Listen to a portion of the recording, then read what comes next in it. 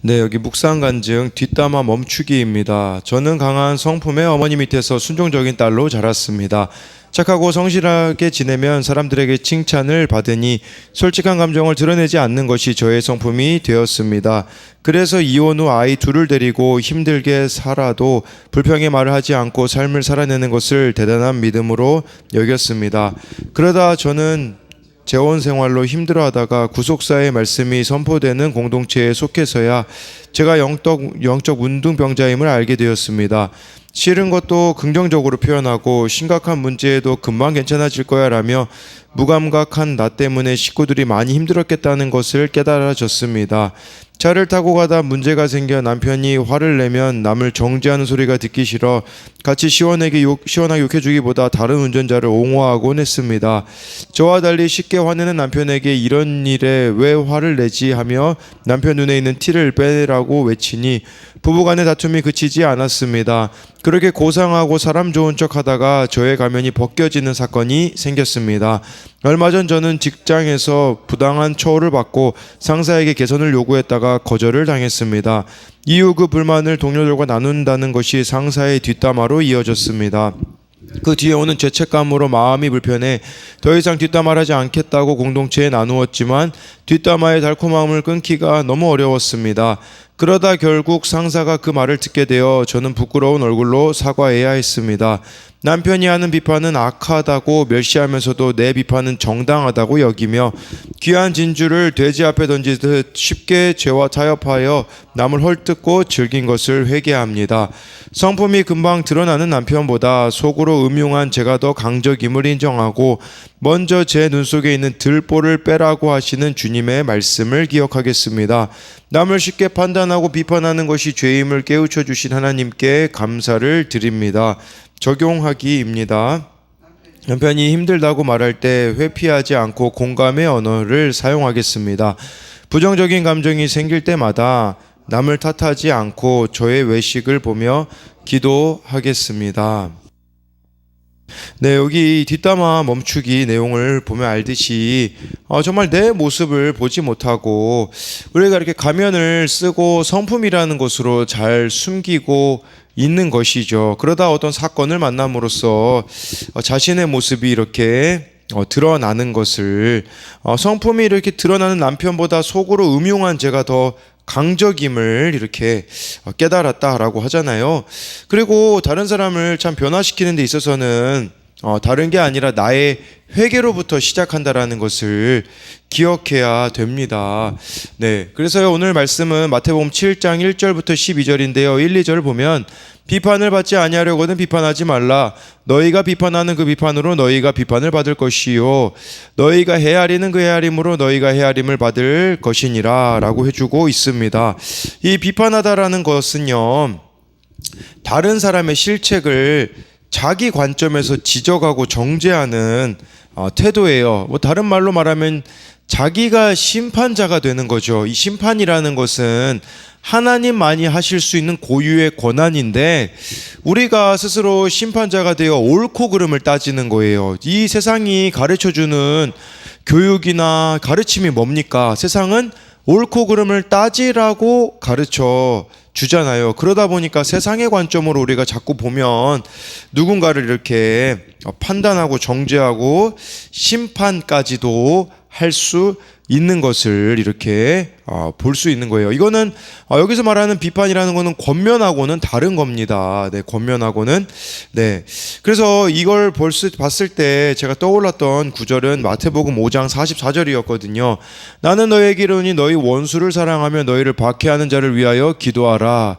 예를 들어서 여러분들에게 원수가 생겼다고 생각해 보십시오. 우리는 그 원수에 대해서 다른 사람에게 뒷담을 하거나 비판할 가능성이 큽니다. 성경은 그래서 뭐라고 말씀하시냐면 너희를 힘들게 하는 자를 위해서 기도를 먼저 하라고 하시는 게 여기에 있는 거예요. 누구에게 이야기하기 전에 한번 그걸 놓고 기도해보라는 거예요. 뭘 말하는 거겠습니까? 하나님과의 관계에 있어서 먼저 풀어보라는 거예요. 하나님과 관계에 가지고 가라는 뜻이죠.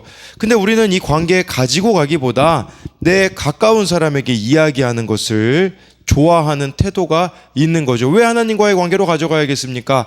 하나님만이 심판자이시기 때문에 어떤 판결을 내리는지를 우리는 하나님으로부터 들어야 하는 것이겠죠. 그래서 1, 2절에 대한 적용 질문은 어떤 영역에 있어 쉽게 비판을 하는 편인가요? 잘 생각해 봐야 돼요. 여러분들이 쉽게 비판하는 영역이 사실은 내가 두려워하고 있는 영역이거든요. 외모로 쉽게 남을 비판하는 사람은요, 자신이 외모로 비판받는 것을 두려워하는 사람이에요. 무식하다고 비판하는 사람은 자신이 무식해 보일까봐 두려워하는 사람인 것이죠. 그러니까 내가 비판하고 싶은 그 부분을 잘 들여다보면 내 연약함, 내 두려움이라는 거예요. 또 한 가지 적용 질문은 내가 쉽게 비판하는 것이 내가 두려워하는 죄와 상처의 실체인 것을 알고 있습니까? 이제 3절부터 5절까지 보면요, 어찌하여 형제 눈 속에 있는 티는 보고 내 눈 속에 있는 들보는 깨닫지 못하느냐. 4절에 내 눈 속에 들보가 있는데 어찌하여 형제에게 말하기를 나로 내 눈 속에 있는 티를 빼게 하라 하겠느냐. 외식하는 자여 먼저 내 눈 속에서 들보를 빼어라. 그 후에야 밝히 보고 형제의 눈 속에서 티를 빼리라 라고 말씀해 주고 있습니다. 네, 이렇게 그 남을 비판하는 사람의 문제는 뭐냐면요, 다른 사람을 비판하는데 자신에게는 적용하지 않는데 문제가 있다라는 말이에요. 그래서 여기 형제의 눈 속에 있는 이 티라는 건 조그마한 가시거든요. 근데 내 눈 속에는 뭐가 들어있냐? 들보가 들어있어요. 이 들보는 뭐 건축물, 기둥, 석가래 같은 나무로 쉽게 말하자면 통나무라고 생각하시면 돼요. 그러니까 티는 작은 나무 작대기라고 볼 수 있겠죠. 한번 생각해 보세요. 여러분들의 눈 속에 통나무가 들어있으면 어떻게 될까요? 사물을 제대로 볼 수가 없는 거예요. 근데 지금 내 눈이 가려져 있는데 형제를 평가한다라는 것은 불가능하다라는 것이겠죠. 그러니까 내 안에 있는 문제는 보지 못하고 이웃의 작은 문제에 집착한다면 그것은 스스로를 속이는 기만이자 위선이라는 것을 말씀해 주고 있어요. 여러분 한번 생각해 보세요. 눈에 가시가 들어갔다고 생각해 보십시오. 얼마나 아픕니까? 우리 손에 가시 베개도 되게 아프잖아요.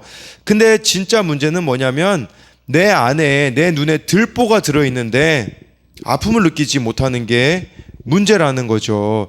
정말 우리가 영적인 눈이 열렸다라는 것은 내 자신이 보이고 내 죄부터 보는 것이 은혜라는 거예요. 근데 남의 모습만 보이고 남의 죄만 보인다면 지금 우리가 잘못된 방향으로 가고 있다라는 거예요.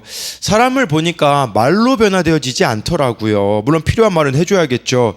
그러나 진짜 그 사람을 변화시키는 것은 무엇이냐면요, 먼저 내 들보를 드러내는 거예요. 나의 죄를 드러내는 데 있습니다. 예, 그럴 때 이렇게 변화를 기대할 수 있는 거겠죠. 자기 들보를 모르고 비판하면 상처를 줄 수밖에 없기에 작은 충고라도 하려면 내 들보부터 드러내야 하는 겁니다. 이게 비판하고 다른 거예요. 내 들보를 드러내고 이야기하는 것은 권면이 되겠죠. 근데 비판이라는 것은 그냥 내가 판단만 내리고 이렇게 답만 내리는 것이라고 볼 수가 있는 것이에요. 그러니까 이 들보를 드러내는 게 회개가 아니겠습니까? 내가 이렇게 회개하고 그 회개한 것을 나눌 때의 변화가 일어나기 때문에, 그래서 우리들 교회에서도 간증을 이제 예배 때마다 한다고 하잖아요. 그 간증을 듣고서는 사람들이 다 찔림이 있다고 하잖아요. 그거죠. 회개한 것을 간증하게 하니 사람들 안에 이렇게 찔림과 변화가 일어나고 있다라는 것이에요. 그래서 적용 질문으로는 나에게는 어떤 들보가 나의 눈을 가리고 있을까요? 버림받음의 들보 때문에 누가 나를 버릴까 두려워하나요? 불신의 들보 때문에 하나님도 못 믿고 사람도 못 믿고 있습니까? 또 한 가지는요, 말씀을 통해 나의 들보를 찾고 제거하며 다른 사람의 티와 들보에 대해 비판이 아닌 분별을 하고 있습니까? 예, 그 다음에 이제 6절 말씀 보니까요, 거룩한 것을 개에게 주지 말고 너희 진주를 돼지 앞에 던지지 말라. 그들이 그것을 발로 밟고 돌이켜 너희를 찢어 상하게 할까 염려하라 라고 해가지고요, 우리가 이제 내 눈에 들보를 빼고 다른 사람에게 이렇게 권면을 해줘도 받아들이지 않는 사람들도 있다라는 뜻입니다. 그래서 거룩한 것을 개와 또 진주를 돼지에게 던지지 말라는 게 그런 의미인 것이죠. 그러니까 내가 막 들보를 내놓고 회개한다고 해서 아무 사람 앞에서 회개를 하면 말씀을 오해할 수도 있다라는 겁니다. 그러니까 내가 들보를 보고 회개하고 상대방의 티를 빼내기 위해 사랑하는 마음으로 충고를 해도 개, 돼지처럼 달려들어서 나를 찢으려는 사람이 있다라는 거예요. 더 쉽게 말하자면 거듭나지 않은 사람과는 말이 통하지 않는다라는 것이죠. 그래서 하나님을 몰라서 회개가 무엇인지도 모르는 사람에게 내 들보를 빼주고는 상처받지 말라는 뜻이에요. 또 그런 의미도 되겠죠. 내 들보 빼는 거 내가 회개한 것을 나누는데 상대방이 내가 원하는 반응을 안 보인다고 해서 실망할 필요가 없다라는 것을 이렇게 말씀해 주고 있습니다. 근데 여기 7절부터 11절까지 이제 먼저 7, 8절부터 좀 보게 되어지면 기도가 갑자기 여기 나오거든요. 네, 그래서 너무 좀 생뚱맞다라고 볼 수 있는데 이게 정말 이 말씀대로 살아가는데 중요한 것은 그 중심에 기도, 은혜가 부어져야 우리가 이 말씀대로 살 수 있다라는 그런 의미가 여기에 숨겨져 있는 겁니다. 그래서 이제 7절부터 11절까지 보면요. 구하라 너희에게 주실 것이요 찾으라 그리하면 찾아낼 것이요 문을 두드리라 그리하면 너희에게 열릴 것이니 구하는 이마다 받을 것이요 찾는 이는 찾아낼 것이요 두드리는 이에게는 열릴 것이니라. 네. 그래서 7절 8절 말씀 먼저 보면요. 구하는 것은 내가 아무것도 할 수 없다는 자기 부족의 인식에서 시작되는 것이고요. 찾으라, 이거 찾는다라는 것은 하나님을 사모하고 갈망함으로 스스로 노력하는 것이고, 두드린다라는 것은요, 힘든 지체를 보고 급하게 소리치면서 기도하는 것인데 모두 현재 시제로 되어 있어요. 지속적이고 반복적으로 해야 된다라는 거죠. 우리가 어떻게 이런 기도를 지속적으로 반복적으로 할 수 있겠습니까? 영혼 구원이 목적이 될 때에 가능하다라는 사실이에요. 여러분, 내 야망, 내 뜻만 구하는 기도 해보십시오. 지속적으로 될 수가 없습니다. 그러나 영혼 구원이 목적이 될 때에 이게 바로 지속될 수 있다라는 거죠.